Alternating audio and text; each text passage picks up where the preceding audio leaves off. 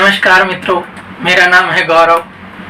आज मैं आपके समक्ष एक इंस्पायरिंग कहानी लेके आया हूँ कि जीवन में प्रामाणिकता कितनी जरूरी होती है। प्रामाणिकता के सहारे आप अपना और देश का कितना विकास कर सकते हैं, ये इस कहानी के माध्यम से मैं आपको बताना चाहता हूँ। ये बात है ईरान की। ईरान का एक जज जो समाज में इतना लोकप्रिय था, क्योंकि अमूमन हम देखते हैं कि वकीलों की जो लोकप्रियता होती है वो बहुत ज्यादा होती है, परंतु जज की हम लोकप्रियता देखें तो वकीलों के समकक्ष में नहीं होती, उनसे कम होती है। क्योंकि वकील को सब पसंद करते हैं कि ये इस दर्जे का वकील है, इस कक्षा का वकील है, परंतु जब जज फैसला सुनाता है तो किसी एक पक्ष के हित में फैसला आता है और दूसरे पक्ष के विरोध में फैसला आता है।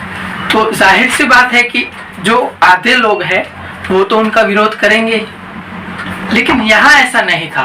तो ऐसा एक जज और उसके जीवन की एक कहानी जो हमें अंदर से खुद को बदलने के लिए प्रेरित करती है कि एक दिन की बात है जब जज अपने दिन का कार्यकाल समाप्त करके अपने घर आए तो सब खाना पीना सब निपटा के अपनी कैबिन में बैठे बैठे अपना काम कर रहे थे और उतनी देर में उन्हें कुछ आवाजें सुनाई दी और उसके तुरंत बाद उसके पिता दौड़े दौड़े उनके कक्ष में आए और हाथ में खून से सना एक चाकू था और अपने बेटे को बताया कि बेटा, हुआ यूं है कि मैंने अपने नौकर को चाकू मार के उसकी हत्या कर दी है। तो उसका बेटा थोड़ा आश्चर्य में पड़ जाता है, लेकिन अब उसके पिता ने कहा कि बेटा मेरी मदद कर, मैंने उसको मार दिया है, हम उसे बगीचे में दफना देते हैं ताकि ये बात यहीं निपट जाए और आगे बहुत आगे ना बढ़े बात।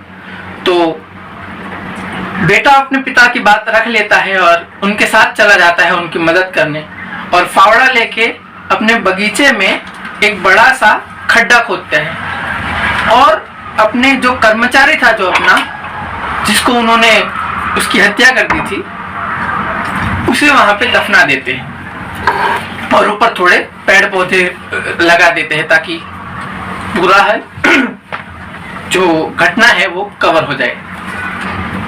और उसके बाद ये करीब हो गया तो 1:30-2 बजे का समय था, दोनों बाप बेटे सो गए और सुबह जल्दी जब जज निकले अपने ऑफिस के लिए तो अपने घर से जो पहला पुलिस स्टेशन था वहां उन्होंने अपनी कार रोकी और अंदर जाते तुरंत ही जो कल रात को घटना हुई उसकी फरियाद लिखाई कि पुलिस स्टेशन में जाके पुलिस को कहा कि आप इस जगह पे जाएंगे तो आपको एक व्यक्ति की लाश मिलेगी और जिस चाकू से उसकी हत्या हुई है वो चाकू भी मिलेगा। और उसके पिता ने मारा तो उनका भी नाम दे दिया और क्योंकि ये जज थे तो इनकी बात का बहुत मान था, तो और इसलिए पुलिस तुरंत ही निकल गई इस कार्य के लिए और जज साहब की बताई जगह से उन्होंने चाकू बरामद किया, लाश बरामद की और जज के पिता को तुरंत ही गिरफ्तार किया। और संयोग ये होता है कि ये केस इसी जज की कोर्ट में आता है और सारे सबूतों के मुताबिक उस पर गौर करके उन्हें फैसला सुनाना होता है। और क्योंकि प्रामाणिक जज थे तो उन्होंने फैसला सुनाया और अपने पिता को फांसी की सजा दे दी। फांसी की सजा सुनाने के बाद जब उनका कोर्ट का कार्यकाल खत्म हुआ, अपनी कोर्ट की कुर्सी से उठे, तब सीधा वो गए अपने देश के एक मस्जिद के मौलवी के पास। और इस्लाम में एक ऐसा कानून है कि मौलवी के पास जाकर आप अगर कहे कि मुझे इस व्यक्ति को कोर्ट ने फांसी की सजा सुनाई है, लेकिन मैं इस व्यक्ति के बिहाफ पे वो फांसी की सजा अपने ऊपर लेता हूं, तो पहले व्यक्ति की सजा माफ कर दी जाती है।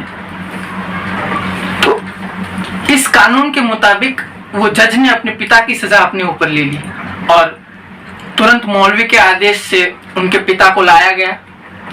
और तब जज के पिता ने उनसे एक सवाल किया कि बेटा, अगर तुझे यही सब करना था तो मुझे कल मदद ही ना करता। तो तब उस जज ने जो बात कही वो इतिहास में स्वर्ण अक्षरों से लिखी जानी चाहिए कि पिताजी, जब आप मुझे रात को मिले और आपने मुझे बताया कि मेरे हाथों अपने कर्मचारी की हत्या हो गई है, तब मैं आपका एक आदर्श पुत्र था।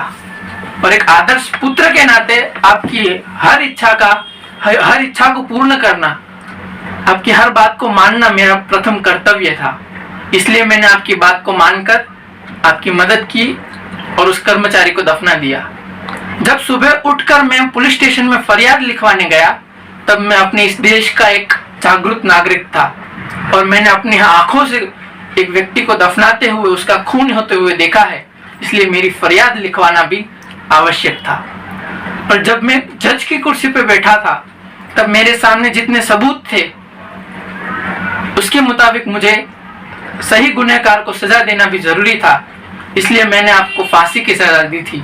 और अभी जब कोर्ट का कार्यकाल खत्म होके वापस मैं आपका बेटा हूँ, तो मेरा प्रथम कर्तव्य ये है कि मैं आपकी सजा अपने सर लूं, क्योंकि मैं एक आदर्श बेटा भी हूँ। तो इस घटना से हमें जानने को मिलता है कि प्रामाणिकता इंसान को कहां से कहां पहुंचा सकती है।